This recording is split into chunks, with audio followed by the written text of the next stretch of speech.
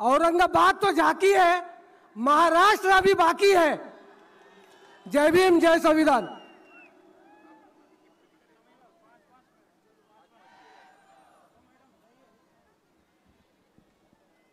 धन्यवाद सागरजी। यानंतर मी गेल्या काही दिवसापूर्वीच आपण सगळ्यांनी आणि महाराष्ट्रातल्या सैनिकांनी पाहिलं की मुंबईत आमची एक वाघीण इथल्या व्यवस्थेसोबत भिडली होती, नडली होती आणि न्यायासाठी झटते आहे।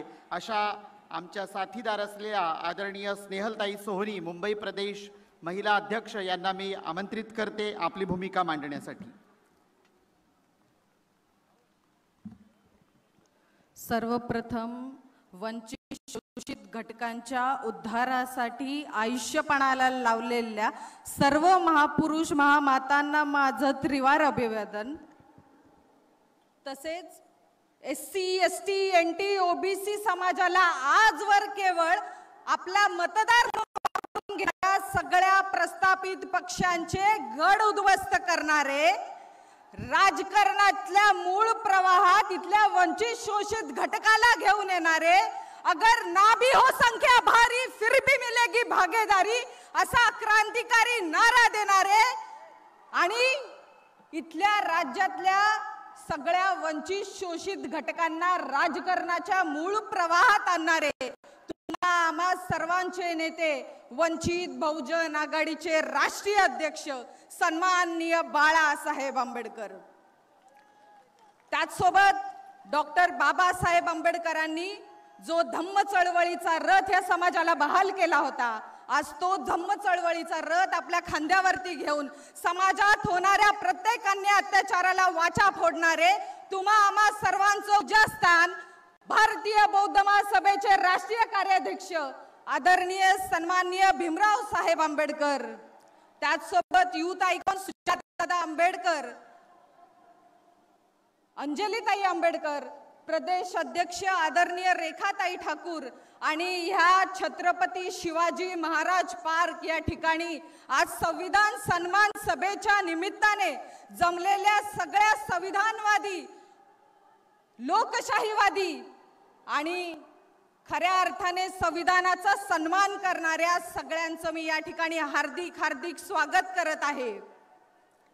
दोस्तो हो, आपण आज या देशाची जर भूमिका बघितली तर ती इथल्या हुकुमशाहीच्या माध्यमातून इथल्या लोकशाहीवरती खऱ्या अर्थानं मारा करणारी आहे, ही अशा प्रकारची आहे। इथल्या संघ आणि भाजपाच्या माध्यमातून दररोज इथल्या संविधानावरती उघडपणे हल्ले होताना आपल्याला दिसत आहेत। इथल्या विरोधी पक्षातले नेते जे स्वतःला म्हणून घेतात, आज इथल्या भाजपाने विविध प्रकारची यंत्रणा त्यांच्या मागे लावून त्यांचं कंबरड मोडण्याचं काम केलेलं आहे। पण दुसऱ्या बाजूला वंचित बहुजन आघाडी जी RSSच्या कार्यालयावरती RSSच्या घरात जाऊन जय संविधान जय भारतची घोषणा देणारा जर कोणी असेल तर ते सुजातदादा आंबेडकर आहेत, हे आपण समजून घेतलं पाहिजे। दोस्तो हो, ह्या कुठल्याच दबाव यंत्रणेला भीक न घालता जर वंचित बहुजन आघाडीची सत्ता या देशात आली तर इथल्या मोदीला आणि शहाला संविधानाच्या चौकटीत घेऊन येऊ असं ठणकावून सांगणारे श्रद्धेय नेते बाळासाहेब आंबेडकर आहेत। त्यामुळे आपण इथे समजून घेतलं पाहिजे, आजच्या घडीला जर या देशामध्ये कुणी फुले शाहू आंबेडकरांची चळवळ रुजवत असेल तर ते बाळासाहेब आंबेडकर आहेत, ती वंचित बहुजन आघाडी आहे। ज्या वेळेला आम्हाला विचारलं जातं की वंचित बहुजन आघाडीचा जाहीरनामा काय आहे, त्यावेळेला आम्ही छाती ठोकपणे सांगतो, भारतीय संविधानाचा सरनामा हाच वंचित बहुजन आघाडीचा जाहीरनामा आहे। बाळासाहेब आंबेडकर इथल्या तरुणांना उपदेश देत असताना कायमस्वरूपी सांगत आलेले आहेत की इथल्या तरुणांनी चळवळीच्या खांद्यावरती न बसता चळवळ खांद्यावरती घेऊन काम केलं पाहिजे। त्यापुढे बाळासाहेब आंबेडकर सांगतात की जर तुम्हाला तुमचं नेतृत्व सिद्ध करायचं असेल तर तुम्ही पक्ष हा निवडावाच, आणि फक्त बोलून आम्ही या ठिकाणी थांबत नाही, तर आज खऱ्या अर्थाने इथल्या वंचित शोषित घटकातून आलेल्या प्रत्येक तरुणाला वंचित बहुजन आघाडी नेतृत्व करण्याची, प्रतिनिधित्व करण्याची संधी देते.